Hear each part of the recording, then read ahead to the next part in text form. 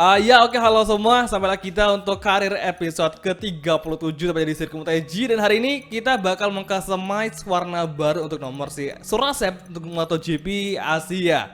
Jadi hari ini dari seri MotoGP atau di Jepang Grand Prix kita bakal ngerubah nih penampilan Surasep agar lebih desmo lagi supaya lebih menyerupai untuk warna dari Ducati, yang mana Ducati kali ini bener-bener monster banget. Dia di trek lurus di GP Qatar kemarin itu lajunya luar biasa, gila, super gila banget cuy. Bahkan si Jorge Martin yang start dari posisi ke-14 dia bisa langsung melesat kayak mainin game langsung ke posisi keempat. Itu ibarat kita main game yang bisa kita start dari posisi paling akhir, kita tiba-tiba waktu udah dimulai balapan kita langsung bisa merangsak tembus ke posisi pertengahan atau mungkin 10 besar. Makanya kemarin Jorge Martin benar-benar keren banget, dia luar biasa, bisa ngebaru Ducati untuk startnya terbaik banget lah pokoknya. Nah, hari ini ada skenario di mana kita bisa menjadi juara dunia atau mengunci gelar dunia di sirkuit MotoGP, yaitu dengan cara kita harus bisa memiliki, nanti kalau udah finish kita paling enggak harus bisa memiliki jarak poin atau gap poin selisihnya itu di angka 76 poin. Jadi ada kata nanti kita di seri ke depan kita nggak balapan di seri Valencia, kita masih aman-aman aja karena kita masih memiliki gap poin atau selisih 1 poin yang itu sangat berarti, yang bisa membawa kita juara dunia. Oke, namanya beres. Kalau gitu kita langsung aja untuk masuk kembali ke menu karir. Kita bakal langsung aja untuk ngerubah nomor dari Surasep agar makin keren, makin desmo banget buat MotoGP atau Ducati Desmo GP 21. Meski tantangannya berat, tapi kita nggak boleh nyerah karena kita masih memiliki peluang lagi dan bisa menjadi juara dunia bersama Ducati untuk Desmo GP 21. Dan bener aja, kualifikasi kedua dengan warna baru si Surasep kita udah bisa untuk tembus ke row kedua dengan start dari posisi keempat di depan dari Rossi sama si Alex Rins, yang berarti kita memiliki peluang yang bagus menjadi juara dunia di sini untuk mengalahkan Oliveira. Yang kali ini Oliveira hanya bisa untuk start dari posisi ke-9. Jadi apakah hari ini bakal menjadi hari penentu Surasep untuk menjadi juara dunia atau malah justru kita harus gagal karena di sini cuacanya lagi hujan lebat. Besok di sesi race-nya ternyata cuacanya juga hujan banget cuy. Jadi makanya kita harus full konsentrasi tuh balapan GP Jepang. Dan kemarin sayang banget Franco Morbidelli waktu race GP Qatar yang gue jaga untuk menang, ternyata si Franco Morbidelli malah nggak bisa untuk finish di baris depan. Malahan si Maverick Vinales yang berhasil meraih kemenangan pertama di race GP Qatar atau Losail Doha. Makanya apalagi Joan Mir kemarin nyesek banget dia. Masa iya dia udah mau finish malah sama Ducati yang lagi slipstream kenceng banget, makanya si Joan Mir nggak bisa untuk ngimbangin Ducati yang emang notabene Ducati paling kenceng banget kalau udah di Qatar. Makanya kemarin juga di GP Qatar itu Casey Stoner itu paling banyak menang bersama Ducati. Nah, hari ini karena modnya dilepas, makanya wajah dari si Surasep kembali lagi ke wajah semula dengan warna yang cukup gelap ya. Tapi nggak masalah, yang penting skillnya si Asep ini masih bagus buat ngegeber, buat menjadi monster di setiap sirkuit untuk balapan di seri MotoGP. Di sesi warm up lap, soft dan soft menjadi pilihan beberapa rider yang sangat, ini kayaknya kebanyakan menggunakan komponen soft dan soft ya. Selebihnya pakai medium soft dan soft medium. Tapi ya semuanya nanti kita nggak memiliki insiden lagi karena bisa di cuaca hujan tuh paling rawan sama insiden yang membuat pembalap itu harus crash dan sangat-sangat berbahaya.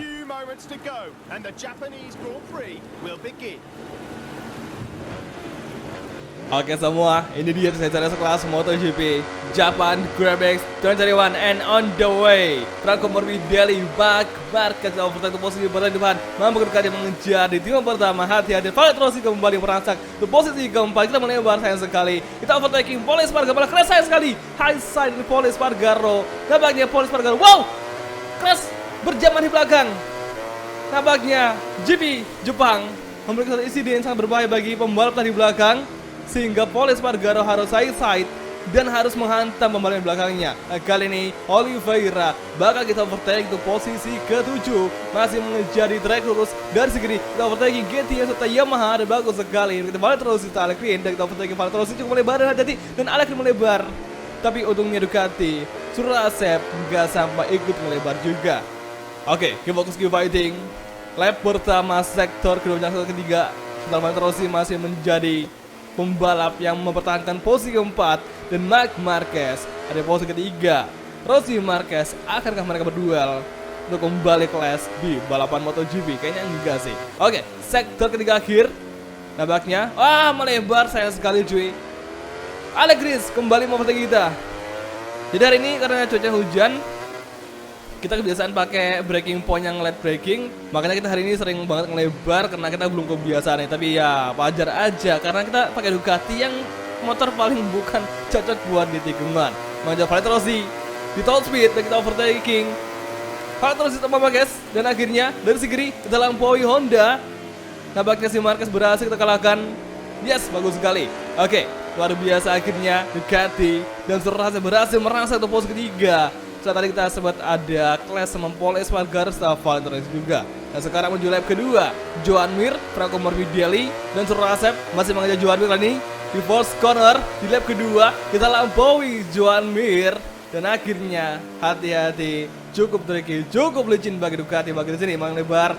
Lagi-lagi Joan Mir berusaha kembali untuk mengovertaking Ducati di posisi kedua, terus sayangnya kita udah bisa untuk kembali mengambil alih atau memperangkap posisi dari Joan Mir tadi. Nah, kali Franco Morbidelli juga melebar, jadi malah ada kontak sama Franco Morbidelli. Aduh sayang banget cuy. Untung aja damage-nya masih rendah, nggak sampai damage kritikal. Jadi menurut kita masih bisa untuk kita buat gober tuh bisa mengejar Franco Morbidelli di sini. Nah sekarang di tikungan kelima cukup tricky. Dan menuju high speed corner, Mama Ducati mengejar Yamaha, yang mana Yamaha sangat kuat kalau udah di high speed corner dan masih mengejar tikungan ke-6 menuju Cikan di depan tikungan ke-7. Dengan kondisi ban yang masih awet, kita pasti bisa untuk menang di sini. Cukup melebar tadi dan Marc Marquez ada di belakang kita. Setelah tadi si Joan Mir gagal untuk melampaui Ducati di tikungan kedua. Sektor ketiga, V-corner, tikungan ke-9, Marquez mengejar belakang. Namanya si Marquez sudah mencari ancang-ancang untuk mengovertaking Ducati di sini. Kita tarik tuas rem, perlahan masuk ke 10. Namanya si Marquez sudah di belakang dan kita mulai lagi dan Marquez kembali masuk. Untungnya kita bisa untuk kembali berdua lagi side by side. Masih mengejar Marquez dari sekarang kita. Hati-hati dan di entry corner tikungan ke-11. Kita light braking mendekati Franco Morbidelli dan akhirnya cukup oke, luar biasa. Kita nggak sebang lebar tadi, kita masih bisa beruntung untuk nggak sebang lebar dari light braking kita. Nah, sekarang menjadi final chikan, final sektor, final corner, tikungan ke-14. Fokus mengejar Franco Morbidelli itu ke lap ketiga yang ada di depan. Luar biasa hari ini, ternyata cuacanya sangat bagus sekali dengan Surasa menjadi fast lap. Luar biasa akhirnya Surasa berhasil menjadi fast lap. Itu GP Qatar, GP MotoGP kali ini. Dan mampukah Franco Morbidelli terus bertahan dari kejaran Surasa yang kali ini Ducati lagi tampil on fire banget di depan. Aduh, gini aja kita ngebawa motor yang nggak bisa belok. Makanya kita harus berusaha lebih keras lagi untuk membawa Ducati ketika udah balapan hujan dan balapan di sirkuit yang banyak tikungannya. Oke, kalau overtaking Franco Morbidelli menuju entry corner di depan, masih mencari peluang. Kita overtaking dari sisi kanan, akhirnya bagus sekali kita lampaui Franco Morbidelli untuk posisi pertama. Nice move Surasa kembali berduel menuju high speed corner dan Franco Morbidelli merangsek dari sisi kanan. Hati-hati, lagi-lagi Franco Morbidelli berhasil melampaui Ducati di sini dan masuki sektor ketiga. Franco Morbidelli masih memimpin dan Marc Marquez di belakang kita. Siapakah bagaimana antara bertiga? Apakah Yamaha, Ducati atau malah Honda yang di belakang kita? Dan menuju tikungan ke-9, kembali mencari ruang kosong dari Franco Morbidelli bagi Ducati di sini. Mencoba slip trim dari sisi kiri kita overtake dan akhirnya luar biasa di tikungan ke-10 dan ban belakang kita malah nge-sliding. Aduh, kecolongan lagi. Akselerasi. Ini dia dan motor malah Willy. Iya ampun, malah nge-Willy tadi ya. Oh, kita overtake Franco Morbidelli di entry corner tikungan ke-11. Lama sekali ini cukup sliding dan wah luar biasa, kita malah nge-sliding cuy. Enak banget sumpah. Asal nggak crash ya tadi, enak banget sih. Kali itu banyak melebar. Ya, colongan dah. Kita kehilangan waktu lagi tuh bisa memperjauh gap sama si Franco Morbidelli. Nah kali ini Franco Morbidelli kembali masuk, overtaking Asen Surasa dan menuju lap keempat, kembali berdua lagi. Untuk lap keempat, siapa yang bakal menang di sini antara Yamaha dan juga Ducati? Marc Marquez, Joan Mir tiba-tiba masuk di kanan. Nampaknya Joan Mir berhasil overtaking Marc Marquez tadi dan menuju tikungan ketiga. Jack Miller menjadi fast lap luar biasa. Nampaknya hari ini Ducati bakal menjadi pembalap yang paling on fire, misalnya tim paling on fire di sini. Maksudnya tim paling on fire ya. Oke, kita baca tikungan ketiga menuju tikungan keempat di high speed corner mengejar Franco Morbidelli. akselerasi, dan saatnya fokus lagi Franco Morbidelli menjauh. Kita tertinggal, tapi tenang aja di entry corner. Kita lihat breaking lagi menjadi Franco Morbidelli. Gak makin kesini, cuacanya makin basah banget. Bahkan kita aja cukup kesusahan untuk bisa memperjauh gap dengan Franco Morbidelli. Kita overtaking di high speed corner, luar biasa. Akhirnya nice move, Surase berhasil mengalahkan Franco Morbidelli. Dan Marc Marquez ada di belakang kita dengan gap 0,3. Dan Marc Marquez kasar tadi menghantam Surase dari sisi kanan tadi cuy. Hati-hati. Oke, tikungan ke-9 Franco Morbidelli, Marc Marquez belakang kita. Nampaknya mereka kedua bakal mendefense, maksudnya menyerang pembalap yang sekarang berada di posisi pertama, yaitu Asep Surasep. Luar biasa, akhirnya kali ini Ducati sudah bisa untuk menampilkan takjinya di cuaca hujan, berhasil tembus ke posisi pertama di lap keempat. Nah, tadi kita start dari posisi keempat juga. Kali ini entry corner tikungan ke-11. Nah, hari ini yang kita harapin supaya nggak ada insiden, ternyata malah tadi di tikungan kedua kita ada kontak sama Pol Espargaro, hingga akhirnya si Pol Espargaro harus crash, high side. Bahkan dia tadi kayaknya bahkan tadi kayaknya dia menyeret pembalap yang ada di belakang. Makanya tadi kayaknya lebih dari 3 korban yang crash. Tapi ya mau gimana lagi kan, tadi kan kita lagi dalam posisi yang cukup bagus. Malah si Rossi tiba-tiba dia nongol cuy dari sisi kanan. Akhirnya ya kita mau nggak mau harus melebarkan, dan akhirnya kita kembali ke dalam. Ternyata ada si Pol Espargaro yang tiba-tiba mendadak ada dari sisi kanan kita. Jadi kita nggak ngeliat bahwa ada pembalap yang lagi berusaha untuk ngejar, malah kita tabrak. Masa kita kontak, akhirnya punya si Pol Espargaro tadi harus crash dan high side jauh banget, parah tadi, asli parah banget cuy. Ditambah lagi tadi ternyata si Marquez juga tepat di tikungan ke-7 di awal mula sektor ketiga. Tiba-tiba si Marquez datang tuh ngehantam kita. Siapa coba yang nggak mau kaget kayak gitu? Itu benar-benar kasar banget cuy. Untungnya aja kita masih bisa untuk tampil lagi dan nggak sampai crash gara-gara ada hantaman dari Marc Marquez yang tadi berusaha untuk mengovertaking Surasep dengan sangat-sangat mendadak dan sangat kasar sekali cuy. Lagi-lagi kan bener aja si Marquez baru aja dibilangin, malah dia main kasar lagi cuy. Wah, bahaya nih, udah mulai bahaya. Dan sekarang di lap kelima akhir, Marc lagi-lagi mendobrak kita. Nah, kali ini Surasa memiliki damage moderate, di mana kita bakal kehilangan kecepatan dari rusaknya motor kita di sini. Hati-hati. Oke, akselerasi. Marc Marquez sudah mulai kasar di sini, tak terpuji. Oke, semoga Surasa bisa untuk tampil lebih cepat lagi agar mengalahkan Marquez serta Joan Mir yang ada di belakang kita. Final sektor, lap kelima dan tinggal 1 sektor lagi. Dengan kondisi banyak masih awet, kita bisa untuk menjadi pemenang di sini. Saatnya berjaya bagi Ducati Lenovo untuk MotoGP, MotoG, Japan Grand Prix 2021 di cuaca hujan. Dan saya lap ke-6 atau final lap.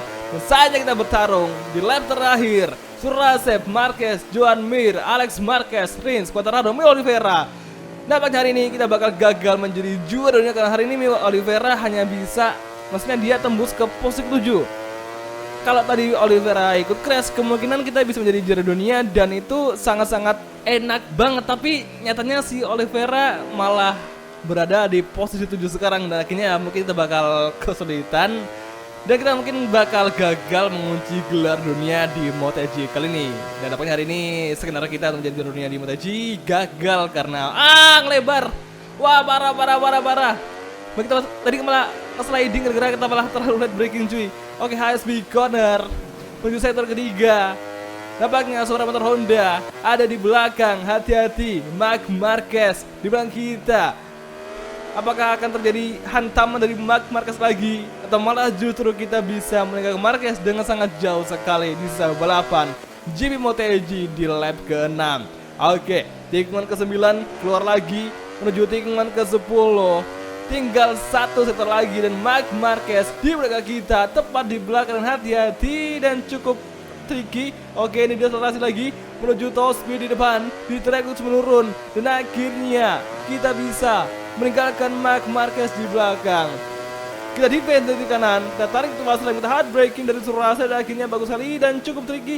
Semoga gak lebar dan kita bersyukur sudah bisa untuk mempertahankan posisi pertama di sini. Dan sisa Final Sector menyisakan 2 tikungan lagi, itu di Final Chicane dan di tikungan ke-14 akhirnya dekati Lenovo berhasil finish ke posisi pertama bersama Asep Surasep, tepatnya di seri ke-17 di seri Asia di Japan Graphics 2021. Langsung aja kita cek untuk hasil klasemen untuk MotoGP Jepang. Apakah kita menjadi juara dunia di sini dengan Oliver yang hanya bisa finish di posisi ke-7 dan ini untuk hasil klasemen sementara, dan ternyata tipis banget 73 poin. Kalau kita hari ini memiliki 3 poin lagi, kita udah fix menjadi juara dunia di seri kali ini, di seri Jepang. Tapi ya mau gimana lagi, ternyata takdir berkata lain bagi Surasep di sini. Tapi masih ada 3 seri lagi, yaitu seri Phillip Island, Sepang sama Valencia. Jadi besok kita bakal langsung tampil bagus lagi, dan besok semoga aja di Australia kita nggak ngalamin masalah kayak kemarin bersama KTM Tech 3. Jadi oke semua, kalau gitu kita langsung aja untuk mengakhiri video kali ini, dan kita bakal ketemu lagi tepatnya nanti di next video. Kalau gitu terima kasih nonton dan oke, bye, ciao. If his team keeps working like this, it will be really difficult for his opponents to overtake him.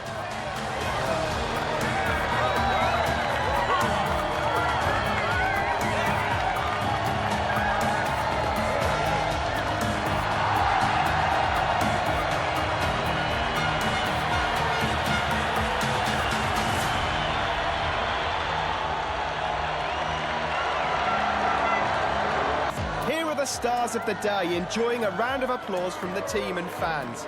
Everyone gave it their all today. You can't deny that these riders were on another level.